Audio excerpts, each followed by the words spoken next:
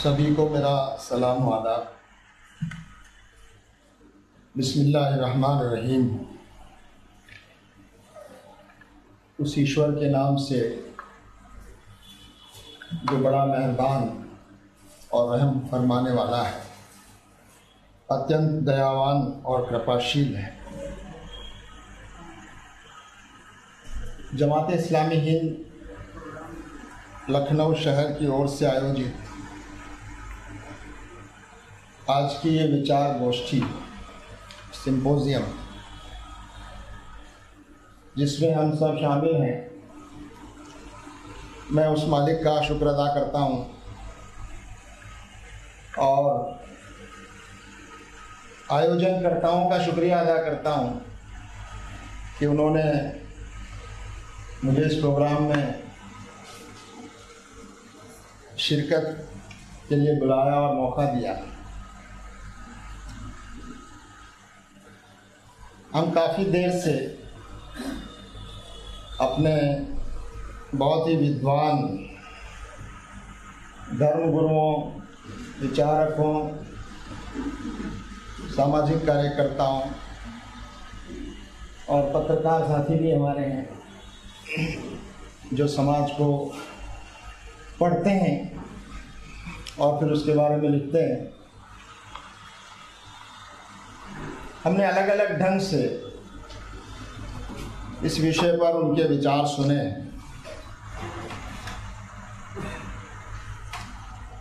बात हो रही है समाज के नवनिर्माण की, रिकंस्ट्रक्शन ऑफ सोसाइटी, और हम विचार कर रहे हैं इस बात पर कि मॉरल वैल्यूज, नैतिक मूल्यों का किरदार और रोल समाज के निर्माण में क्या हो सकता है। मुझे लगता है इस पर कोई ज़्यादा विचार करने की ज़रूरत नहीं थी और हम सब के विचारों से यही बात सामने आ रही है कि इस बात पर हम सब सहमत हैं। हमारे बीच कोई मतभेद ही नहीं है इस बात पर कि नैतिक मूल्यों, नैतिकता, चरित्र और किरदार के बगैर कोई समाज सही माने में तरक्की नहीं कर सकता, उसमें खुशहाली और समृद्धि नहीं आ सकती। और सबसे अहम बात जो है, उसमें शांति स्थापित नहीं हो सकती, पीसफुलनेस। तो इस बात में कोई संदेह नहीं है कि हम सबको नैतिक होना चाहिए, नैतिकता का पालन करना चाहिए, नैतिक मूल्यों को समाज में स्थापित करना चाहिए। बड़ा सवाल यह है कि आखिर ये नैतिक मूल्य अपनाने और समाज में इनको स्थापित करने के लिए क्या किया जाना चाहिए,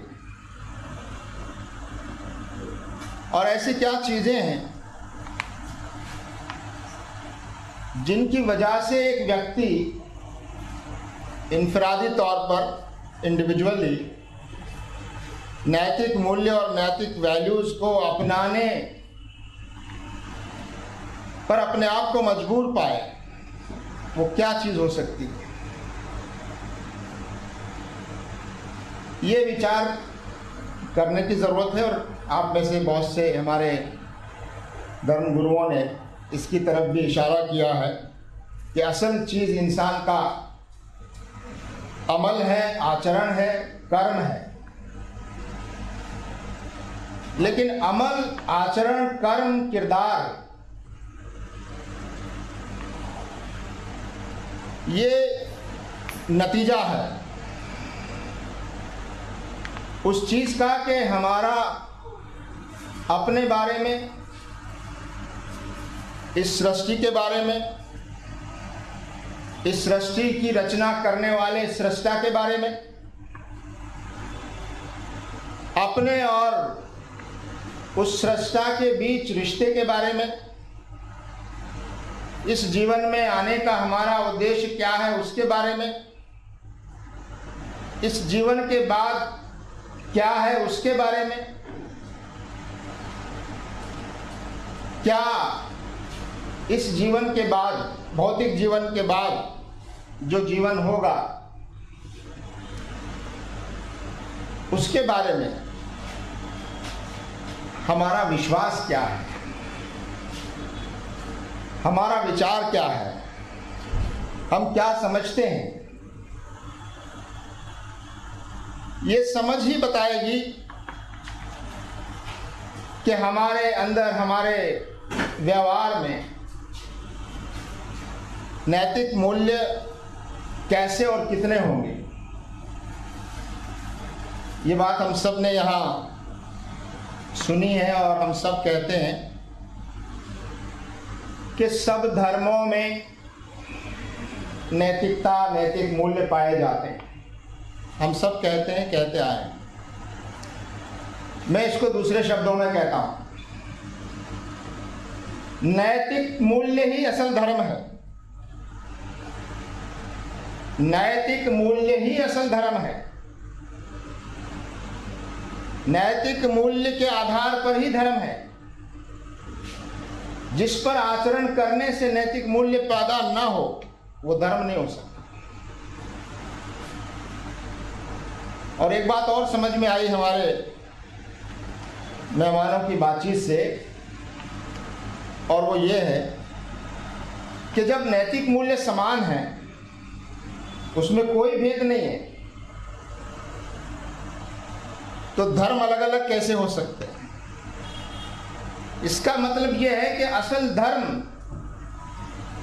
जिसको आज हम धर्म कह रहे हैं, वो बात मैं नहीं कर रहा हूं। असल धर्म जो हमारे सृष्टा ने हमको दिया, देश के धरती के हर कोने में ईशदूत और पैगंबर आए, वो ज्ञान लेकर आए, रोशनी लेकर आए, और उन्होंने इंसानी समाज को वो सच्चाइयां बताने की कोशिश की जिन सच्चाइयों तक इंसान का अपने आप पहुंचना संभव नहीं है। भौतिक दुनिया में आप प्रयोग कर सकते हैं, ये नियम भौतिक दुनिया में लागू होते हैं, ये साइंस, टेक्नोलॉजी, लेकिन सिर्फ भौतिक दुनिया ही पूरी दुनिया नहीं है। एक मटेरियल वर्ल्ड है और दूसरा एक स्पिरिचुअल वर्ल्ड है, एक आध्यात्मिक दुनिया है। हम आध्यात्मिक दुनिया और स्पिरिचुअल वर्ल्ड को कभी कभी भौतिक दुनिया के पैमानों से नापने की कोशिश करते हैं, और इसीलिए कभी कभी ये दलील देने लग जाते हैं कि जो नजर नहीं आता इसका मतलब वो है नहीं। ये दलील बहुत कमजोर है। ये नजर की सीमाएं हैं, ये नजर की कमजोरी है कि जो चीज नजर नहीं आ रही है वो उसका न होना साबित नहीं होता। इस दुनिया के बाद क्या होगा, मौत के बाद, वो किसी ने नहीं देखा है, मगर देखा है, देख रहे हैं वो लोग जो अब इस दुनिया में नहीं है, लेकिन वो वापस आके बताने की स्थिति में नहीं है। इसलिए समझ लेना कि इस दुनिया के बाद कोई दुनिया नहीं है। भौतिक दुनिया के पैमाने अलग हैं, भौतिक दुनिया के कानून अलग हैं। आध्यात्मिक और स्पिरिचुअल जो वर्ल्ड है उसको समझना, उसको समझाने के लिए हमारे सृष्टा ने, हमारे बनाने वाले ने, सृष्टि के बनाने वाले ने वो दिव्य ज्ञान और मार्गदर्शन हमको सबको दिया है। पहला इंसान, पहला मानव, जिसको हम आदम कहते हैं, वो सबसे पहला इंसान था, बगैर माँ बाप के पैदा किया गया, ईश्वर के आदेश से। और फिर उसी से सारी सृष्टि में जितने इंसान हैं वो सब उसी से बनाए गए। हम सब आदम की औलाद हैं, आदम और हव्वा की संतान हैं।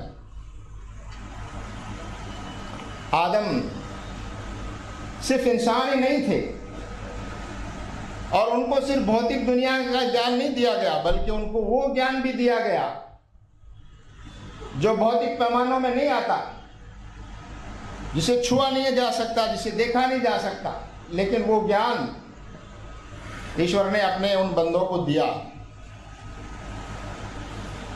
और जिन बंदों के माध्यम से ये वो दिव्य ज्ञान लोगों तक पहुंचाया, वो रोशनी, उनको पैगंबर कहा जाता है, ईशदूत कहा जाता है,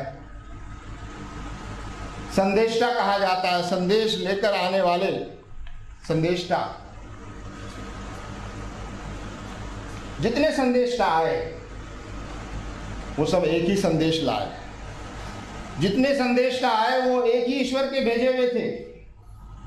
जितने संदेष्टा आए वो इंसान ही थे, इंसानों ही में से थे, यानी उनका भौतिक वजूद भी था, वो भौतिक दुनिया और मटेरियल वर्ल्ड के कानूनों के भी पाबंद थे।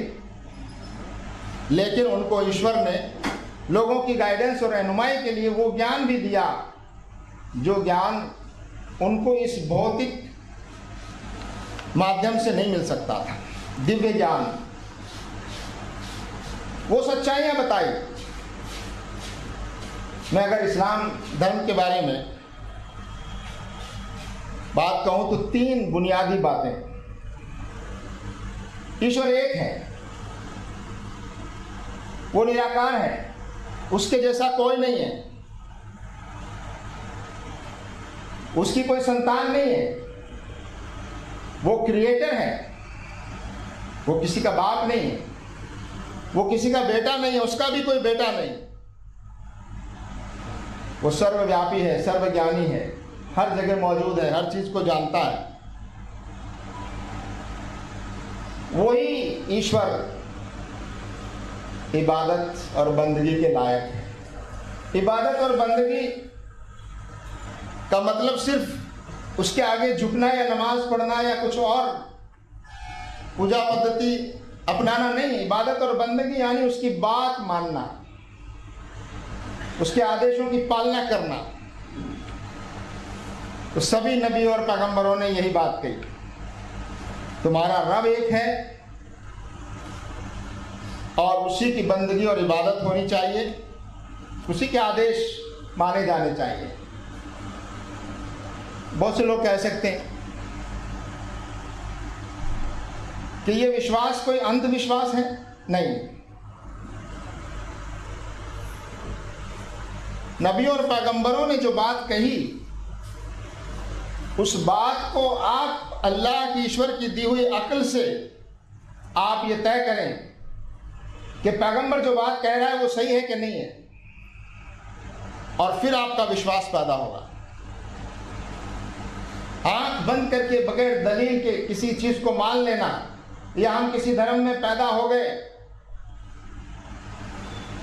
तो बगैर सोचे समझे उसको मानना, ये सही नहीं है। बल्कि पूरे यकीन के साथ, पूरी दलील के साथ, सोच समझकर उसको अपनाना। एक ईश्वर की बंदगी। और दूसरी बात ये कही गई कि हम समय समय पर तुम्हारे बीच इंसानों में ही से मार्गदर्शन के लिए संदेशवाहक भेजेंगे और वो तुम्हें मेरा वो संदेश सुनाएंगे।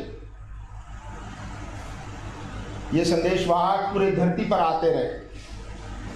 एक ही संदेश था, हमें बताया गया धरती का कोई कोना ऐसा नहीं है जहां पर इस ईश्वरीय दूत ना आए हों और उन्होंने अपना संदेश न सुनाया हो। हजरत आदम से लेकर आखिरी पैगंबर हजरत मोहम्मद सल्लल्लाहु अलैहि वसल्लम और हजरत मोहम्मद से जस्ट पहले हजरत ईसा, जिनको हम जीसस कहते हैं, और उनसे पहले एक सिलसिला है पूरा। आदम अलैहिस्सलाम के बाद नूह अलैहिस्सलाम, हजरत इब्राहिम अलैहिस्सलाम, हजरत इस्माइल अलैहिस्सलाम, और फिर उनकी एक पूरा सिलसिला है। 1,24,000 से ज़्यादा नबी और पैगंबर पूरी धरती पर आए और एक ही संदेश लेकर आए। और वो संदेश क्या था? ईश्वर के आगे समर्पण का संदेश कि ए लोगों, तुम्हारा रब एक है और तुम उसी ईश्वर की बंदगी करो, उसी के आगे झुको, उसी की बात मानो, उसी के आदेशों के आगे अपने आप को समर्पित कर दो। एक ईश्वर की बंदगी और उसके भेजे हुए संदेश वाहकों पर विश्वास। और तीसरी बात जो कही सबने वो ये कि ये दुनिया,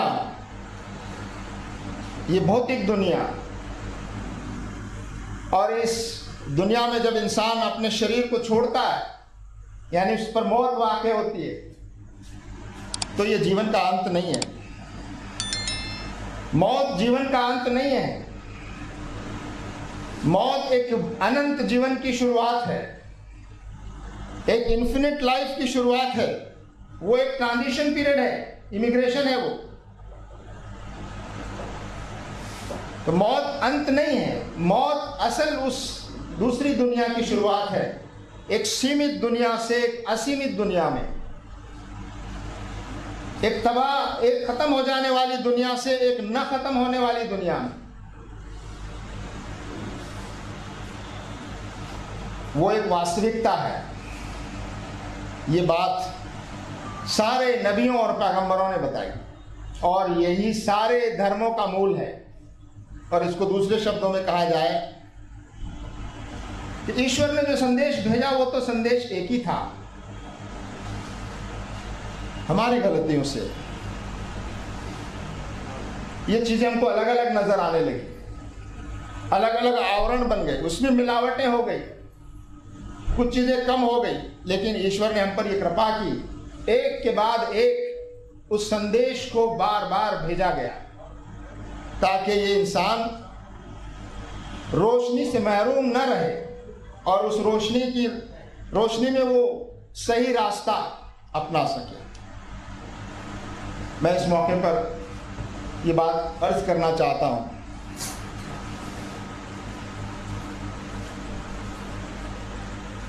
इंसान इस दुनिया में जो उसको मोहलत मिली है, ये 60, 70, 100 साल की जिंदगी, ये सफर है इंसान का ह्यूमन बीइंग से मॉरल बीइंग बनने का। अगर हम मॉरल बीइंग नहीं, हमारे अंदर नैतिकता नहीं है, तो हमारे और जानवरों में कोई फर्क नहीं है। ये पूरा सफर जिंदगी का ह्यूमन बीइंग से मॉरल बीइंग बनने का है। और दो बातों पर है पूरा जीवन हमारा। इस्लाम ने उसको अरबी में ये बताया गया, हुकूकुल्लाह, अल्लाह का हक, जिसने बनाया है उसका हक हम पर क्या है। हुकूकुल इबाद, बंदों का हक, जो उसके बंदे हैं उनके साथ हमारा रिश्ता कैसा हो। हुकूकुल्लाह, अल्लाह का हक। अल्लाह का हक यह है कि उसको अल्लाह ईश्वर माना जाए, उसके आगे झुका जाए, उसकी बात मानी जाए। उससे ज्यादा दयावान कृपाशील कोई नहीं है। उसने अगर हमारे लिए किसी बात का आदेश दिया है तो वो हमारे ऊपर दया है। उसने अगर हमें किसी चीज से मना किया है तो वो हमारे भले के लिए किया है। इसका ये मतलब नहीं है आंख बंद करके मान लें। आप सोचेंगे, हम सोचेंगे तो उसकी हिकमतें और वो विजडम भी समझ में आ जाएगी कि उसने शराब क्यों हराम की, उसने सूद और ब्याज को क्यों मना किया, उसने नाहक बेकसूर इंसानों के कत्ल को क्यों गलत कहा, उसने किसी का अधिकार और हक मारने को क्यों गलत कहा।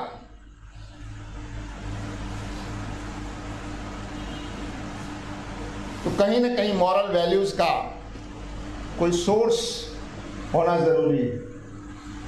हमारी बहन ने शुरू में जो बातें कही उसमें एक बात बड़ी अहम कही थी। नैतिकता और नैतिक मूल्य और मॉरल वैल्यूज वो हैं जो समय के साथ नहीं बदलते, नहीं बदले जा सकते, उनमें बदलाव नहीं आता। जो चीजें बदली जा सकती है वो नैतिक मूल्य नहीं है। और इसीलिए जो संदेश ईश्वर ने दिया है वो नैतिक मूल्यों पर आधारित है।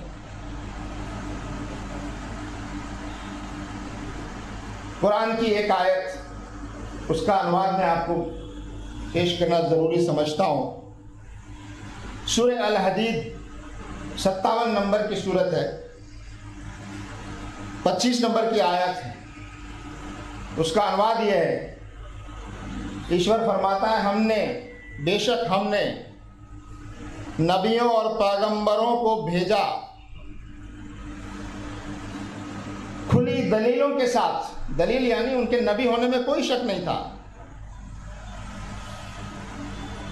और उन पर हमने किताबें अवतरित की, यानी ज्ञान दिया उनको, और उनको हमने मीज़ान दिया, तराजू दी, सही और गलत को नापने का पैमाना और एक विजडम दी उनको।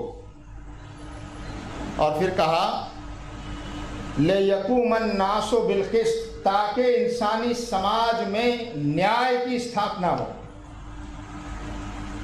इंसानी समाज में न्याय की स्थापना ये सबसे बड़ा मूल्य है। और अगर नैतिकता की बात हम करते जाएं तो न्याय की स्थापना और न्याय पर रहना और न्याय पर कायम रहना और न्याय की रक्षा करना, इससे बड़ा नैतिक मूल्य कोई नहीं हो सकता। अगर इस्लाम धर्म को एक शब्द में बयान करना हो तो वो न्याय है, अदल है। जहां अदल नहीं होगा वहां जुल्म होगा। अगर आप न्याय नहीं करेंगे, अदल कायम नहीं करेंगे, इसका मतलब आप जुल्म का साथ दे रहे हैं, जुल्म को बढ़ावा दे रहे हैं।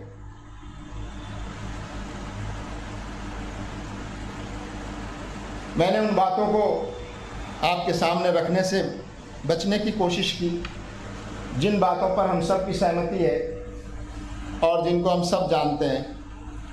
मैंने वो बातें रखने की कोशिश की। विश्वास के बगैर, अगर हमारा ये विश्वास ना हो कि इस सृष्टि का एक ईश्वर है बनाने वाला, और वो ऐसा और ऐसा है, और उसके सामने वो हमेशा हमको देख रहा है, और उसके सामने हमको हाजिर होना है, और वो न्याय करेगा उस दिन, और जो उसकी इच्छा के अनुसार जीवन बिता के जाएंगे उनका ये अनंत जीवन सुखमय होगा। जन्नत और बैकुंठ और हेवन उनका फ्यूचर होगा, वो वहाँ उनका मुस्तकबिल होगा। और जो लोग इस छोटी सी दुनिया में, छोटे से जीवन में ईश्वर के आदेशों के अनुसार अपने आप को नहीं चला पाएंगे, वो वहाँ बहुत पछताएंगे। ईश्वर उनसे राज़ी नहीं होगा, और सफलता और असफलता का जो पैमाना है वो बताने के लिए ही नबी और पैगंबर आते रहे। तो आइए हम सब इस बात की कोशिश करें, और जैसा कि कहा गया, सबसे ज़्यादा जिम्मेदारी हमको अपने आप को सुधारने की है। और हमारे सरदार जी ने बहुत अच्छी बात कही, असल चीज़ है आचरण। हमें देखकर लोग तय करेंगे कि हम कितने नैतिक हैं, हमारा व्यवहार देखकर। तो मैं एक बार फिर हमारे सभी मेहमानों का शुक्रिया अदा करना चाहता हूँ कि बहुत अच्छी बातें यहाँ पर हमने सुनी, और इनका उद्देश्य यही है कि हम खुद भी अपने आप को बदलने की कोशिश करें, और हमारे ज़रिए और जितने लोगों को बदलने और उनमें नैतिक मूल्यों को बढ़ाने की हम कोशिश कर सकते हैं, वो करना हमारी जिम्मेदारी है। मैं उसी ईश्वर की बड़ाई और प्रशंसा के साथ और आयोजकों को धन्यवाद करते हुए अपनी बात समाप्त करता हूँ। व आखिर दावाना अनिल हम्दुलिल्लाहि रब्बिल आलमीन। अस्सलामु अलैकुम व रहमतुल्लाहि व बरकातुहू।